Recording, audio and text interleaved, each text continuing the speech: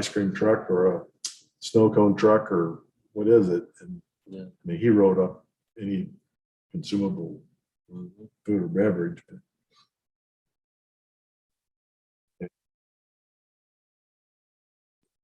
Well, shorter version. I'm recording here. Um, I'm gonna turn the and it might microphones on just for a be- minute. Show us that you got your state license to operate and your sales tax and This- Yeah. put a minor fee on it and Yep. call it good. That way we're covered if somebody gets sick or whatever, and it helps. mhm. He said Tisha's getting leaned on from the state to do all this stuff. Sounds like we're doing their work. That's what I've said. Yeah. But, So, But that's every state that does that. Every state requires the cities to do that and will require a certificate of no tax due or something from the businesses for them to be able to get a business license. We don't do that because we don't have licenses, but, most of them issue some kind of business license. And that way they make sure that the businesses are paying their sales. They have to have that certificate from the well, Department why of do we have to Revenue. make sure they're paying their sales tax? Well, Right. It's a state problem. who's but it's gonna, not, because it's our problem, we don't. Well, yeah, We're not well, in it. but who's gonna police that? Yeah, They do. They No, have to I mean, issue- who's gonna know when a business opens, who's gonna go to them and say, you have to have your business That's license? supposed to be what they're getting when they get their business license through the city. Right, but I mean, who's gonna follow, who's gonna police? Go to the new business, hey, you have to have a business license. If they say no. Who, because right now, it's the It's a state's deal. required- Right. If a city requires it, it's part of. I know, but I'm asking, who's gonna take that on within our organization? Here with us. Yeah, It would have to be me. right, and you're already here late.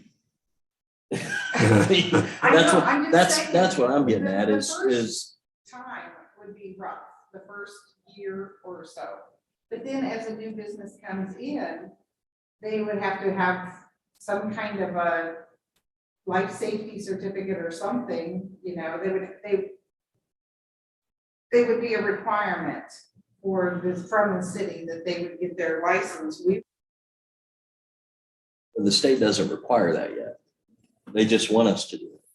They do not require, as far as I And that's know, what they I'm do not Kind of require it, where but I'm at yes, is until they do, why would we take on all that extra? we're not. Who said we would? Well, no, but it's been brought up. Oh, by me. Yeah, Yeah, but that, it's not just that, it's making sure that they're doing the things that they are supposed to be doing, but then it's also kind of our responsibility to make sure that the businesses that they go into are safe. Also, the idea that there's some businesses in town that don't have their backflow prevention done at all, like they're serving fountain drinks or have ice machines, stuff like that, they're not getting tested because we don't know. We don't know without actually having somebody walk through that business and make sure. well, our sewer or water guys could do that. You could, but they'd have to know that those things are in there, so, Right. But it's just taking on the extra yeah. until, I mean, if the state says you have to do it, then that's a whole different story. But that would be a one big swoop push through and, you know, That'd be a Have to do it. part-time, at least part-time job. Because then you're talking about occupancy. yeah. Work, because I did this over a month ago, try to find others, see what other cities were doing. I couldn't find any that had any of this stuff, except maybe Topeka, you know, bigger towns have regulations on mobile food vendors and that, because they have a lot more of it, and they have more staff and population and all that. But all the little towns, I couldn't find anybody well, that had anything on that. on the flip side of that, though, you have to look at the size and the amount of food trucks that are available. Right. I mean, for a food truck to sustain themselves around here, they have to be parked and open every day of the week, or travel, Yeah, yeah. and then it's traveling. Right. So bigger cities are gonna have that because there's Oh, much yeah. more Yeah. call and need for it.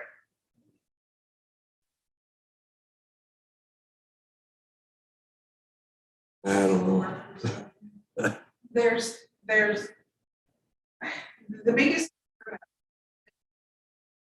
is that their electrical is up to snuff, and that's supposed to be inspected by the state, and they should be able to provide the inspection forms for that, for their food handling.